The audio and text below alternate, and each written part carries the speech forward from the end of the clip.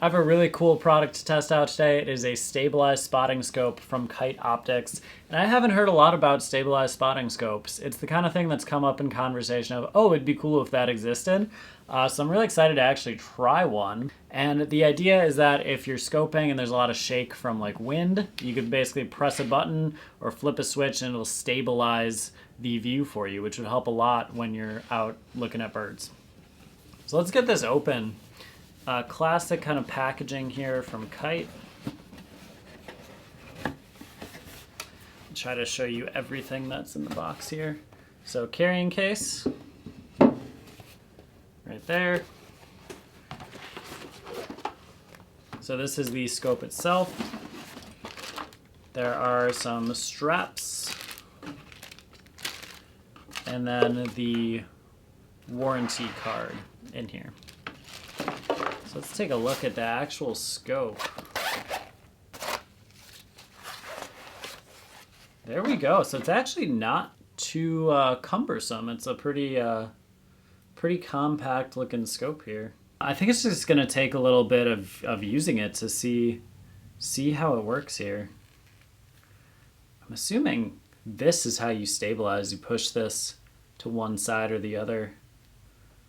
This is cool. I'm really excited to test this out. We'll charge it up and then we'll just take it out in the field and we'll see how it does. I'm gonna use a digiscoping setup on here so that you can see what it looks like, but keep in mind it never looks as good as it actually does in person. But really excited to try this. Thanks to Kite for sending. Oh, a little eye relief on there too.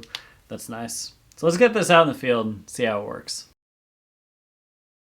We're here checking out the world's first image stabilized spotting scope from Kite Optics. It's really light, it's only 47 ounces, so you don't even need a tripod. You could just do it handheld, but sometimes you do get a little shake on the tripod anyway, so we're gonna see how it levels that out. 30 hours of battery life on one charge, so that's pretty neat. And I'm really excited to have this out in the field and see some marsh birds and see how this stabilizes it. Let's test out the stabilization here. So there's the shake. You can see now. Let's turn the stabilization on. Oh, even more shake from the wind. A little shake from me. Bam, stabilization on. It's always so cool to turn the stabilization on and see the smoothness then. We're gonna be testing this out on a bunch of birds out here in this marsh. So this is just the beginning here with this grackle. So here's our stabilization off. There's a second sparrow in the path. A lot of shake.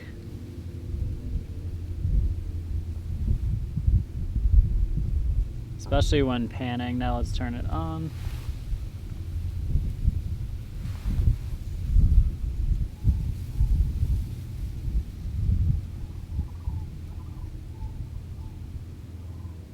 And smooth.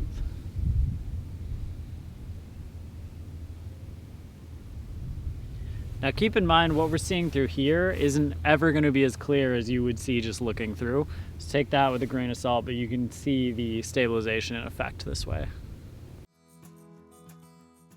So I took the scope off the tripod so we could use it handheld, and we're going to look through this flock of ducks, mostly ringneck ducks with some buffleheads. We're going to use stabilization off and then on.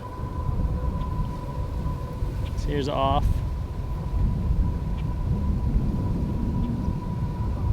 Trying to hold it and have the wind is tough, so let's turn it on.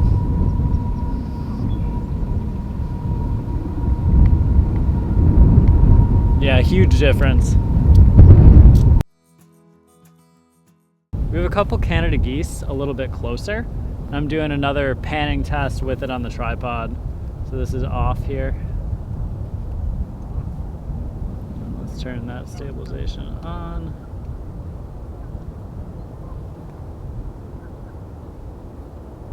So much smoother. Let's pan over to this one. There's another goose over here. There he is.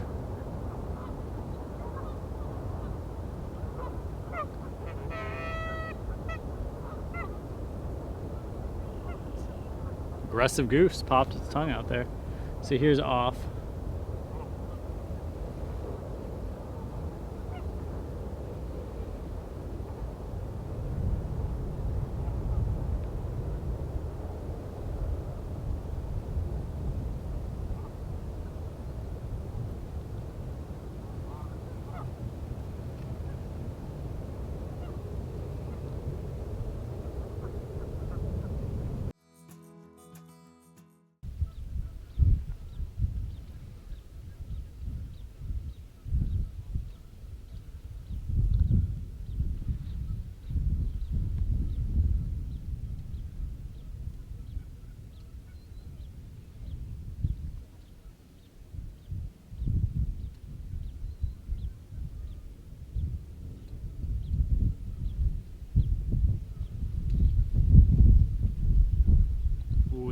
cool.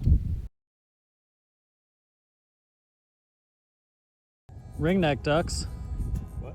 Ringneck ducks, buffleheads.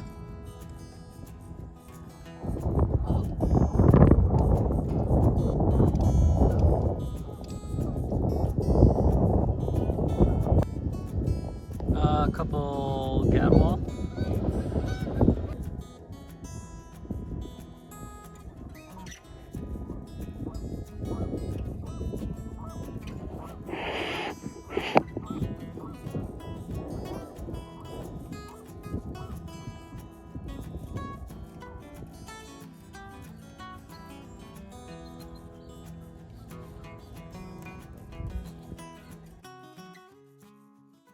I'm doing a bit of a just user test with this off the tripod because the digiscoping never gets it as clear as it really is, and I will say there's really nice edge-to-edge clarity. The colors pop really well.